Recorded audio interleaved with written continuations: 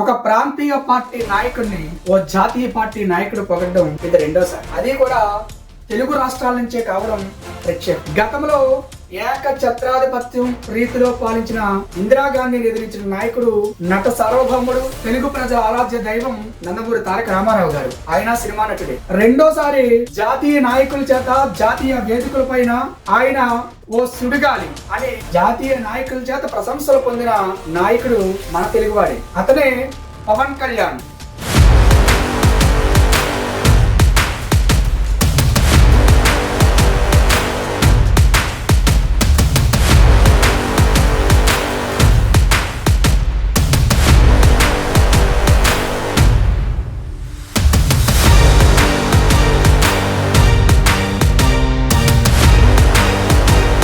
పవన్ కళ్యాణ్ నే మొదట ఎన్టీఆర్ కి దక్కిన క్రెడెన్షియాలిటీ ఈ రోజు పవన్ కళ్యాణ్ కు మాత్రమే దక్కింది. ఆయన ఆ రోజు ఇందిరాగాంధీని ఏ మాదిరిగా ఎదిరించారో, తెలుగు ప్రజల గొప్పతనాన్ని ఢిల్లీ వీధుల్లోనే ప్రపంచ స్థాయిలోనే ఏ విధంగా చాటి చెప్పారో, ఆ రోజు ఎన్టీఆర్ గారు అంత ప్రముఖమైనటువంటి వ్యక్తిగా నిలిచారు. ఈ రోజు పవన్ కళ్యాణ్ తెలుగు రాష్ట్రాల నుంచి ఒక ప్రాంతీయ పార్టీ నాయకుడు మాత్రమే కాకుండా ఒక విప్లవంగా జాతీయ నాయకులు పేర్కొంటే ఇదే తొలిసారి. కానీ పవన్ పార్టీ పెట్టినప్పుడు ఎన్ని విమర్శలు వచ్చాయో తెలుసా?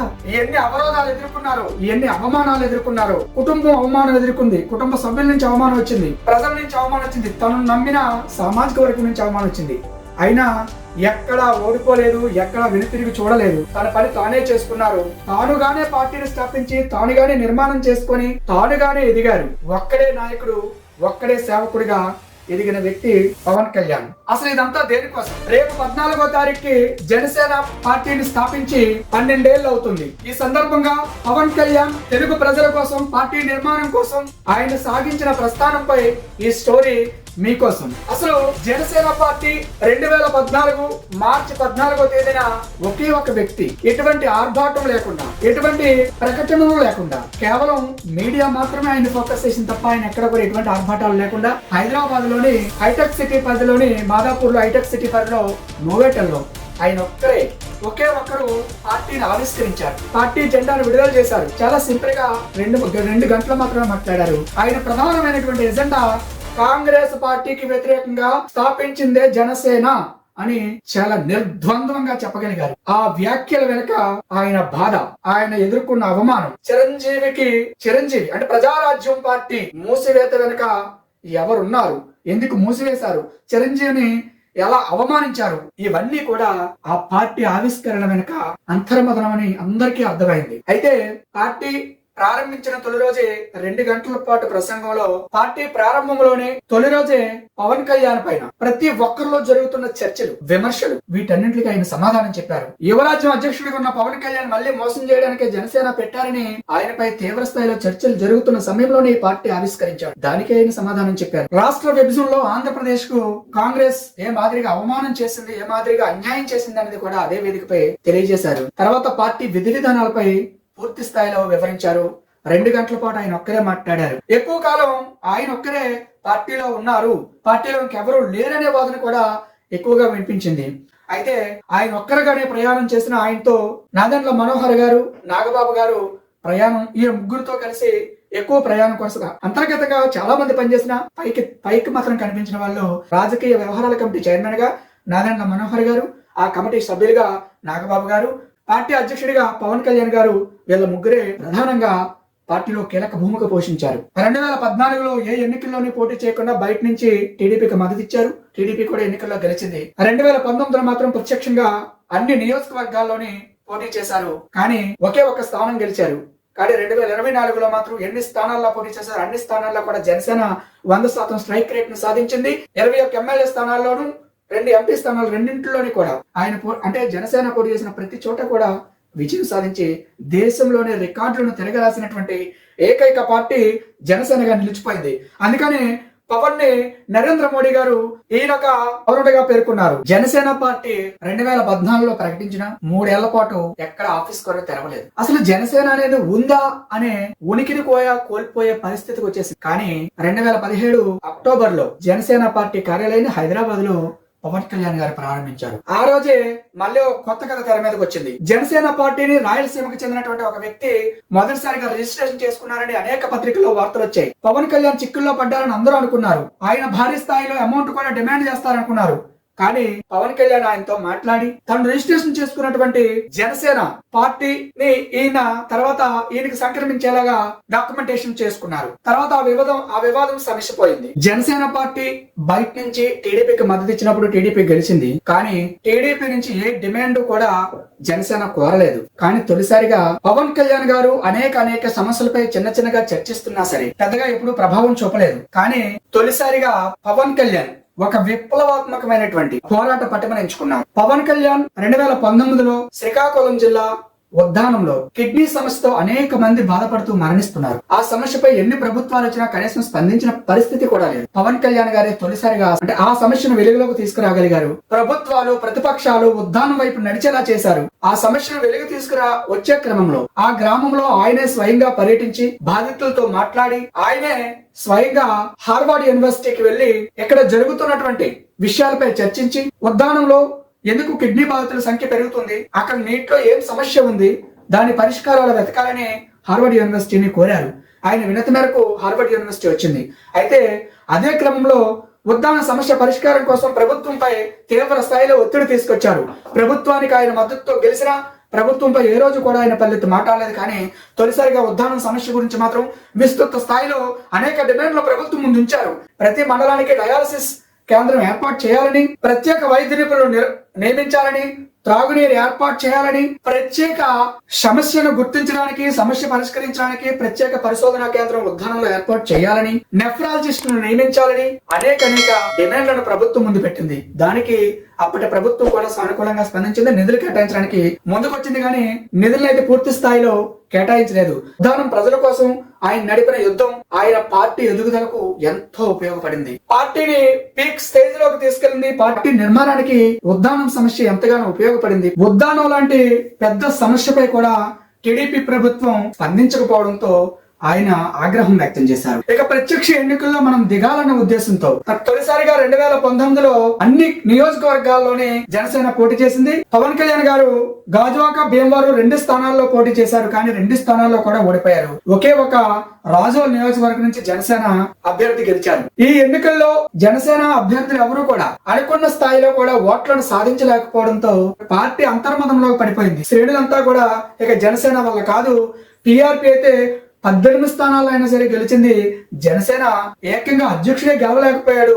పవన్ కళ్యాణ్ గెలిచిన జనసేనకు ఎంతో కొంత పార్టీ నిర్మాణానికి ఉపయోగపడేదనేటువంటి సంకేతాలు బలంగా వినిపించాయి.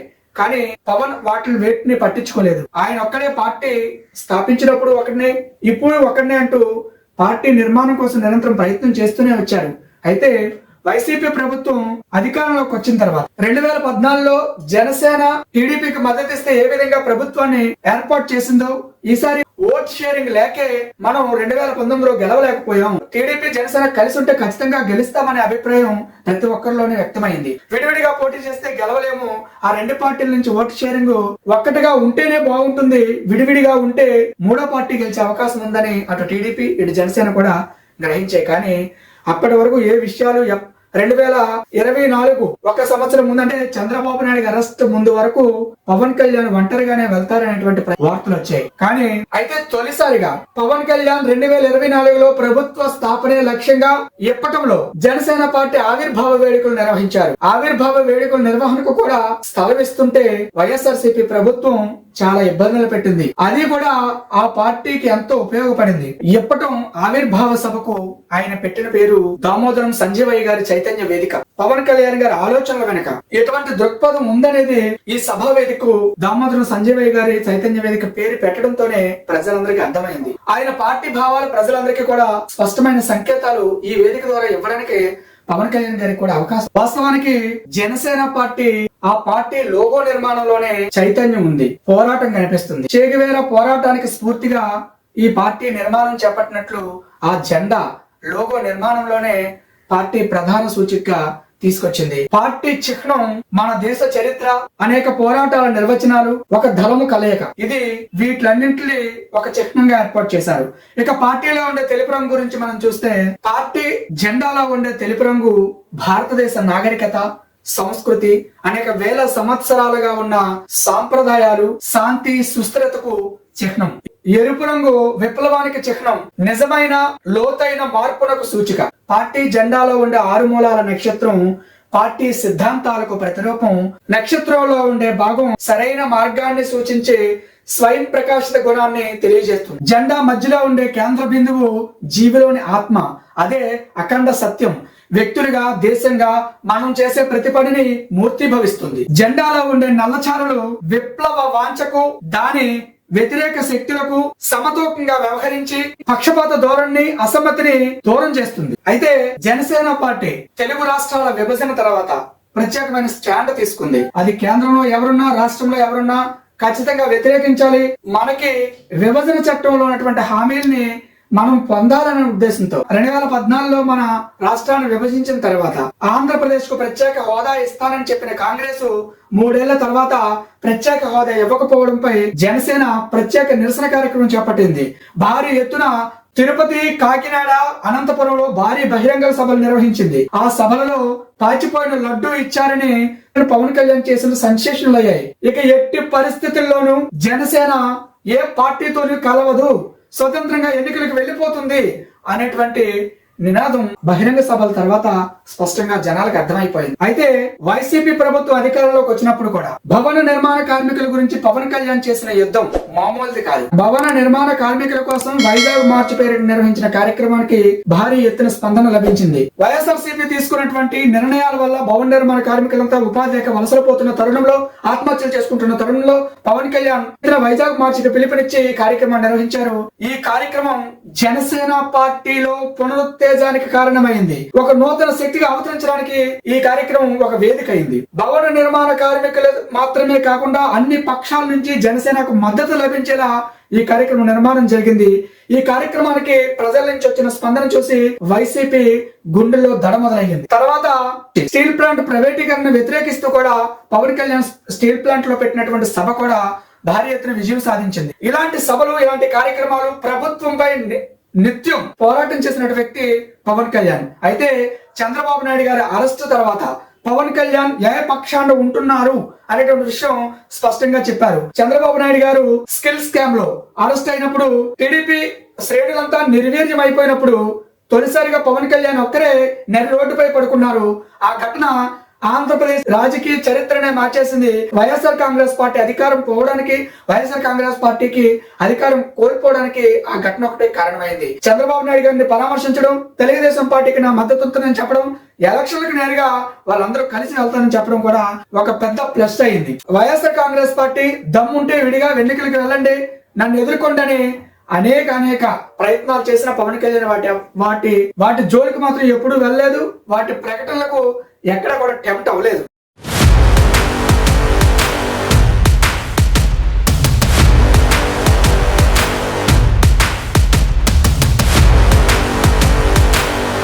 ఆయన ఏదైతే చేయాలనుకున్నారో అదే చేశారు. చంద్రబాబు నాయుడు బీజేపీని, హోంశాఖ మంత్రి అమిత్ షాను తీవ్ర స్థాయిలో విమర్శలు చేశారు. మళ్ళీ వాళ్ళతో కూటమి అసలు సాధ్యమవుతుందా అని అనుకున్న తరుణంలో కూడా అసాధ్యాన్ని సుసాధ్యం చేసినటువంటి వ్యక్తి పవన్ కళ్యాణ్. నేరుగా ఆయనే బీజేపీ హైకమాండ్ తోటి, మోడీ గారితో, అమిత్ షా గారితో స్వయంగా మాట్లాడి టీడీపీ, జనసేన, బీజేపీ కూటమితో ఎన్నికలకు వెళ్లేలా పొత్తు కుదిర్చిన వ్యక్తి కూడా ఆయనే. నిజంగా ఆయన లేకపోయి ఉండుంటే మళ్ళీ వైసీపీ అధికారంలోకి వచ్చి ఉండేది. తెలుగుదేశం, బీజేపీ, జనసేన కలిసి ముగ్గురు ఎన్నికల్లోకి వెళ్లి మంచి విజయాన్ని సాధించారు. 164 స్థానాల విజయం సాధించారు.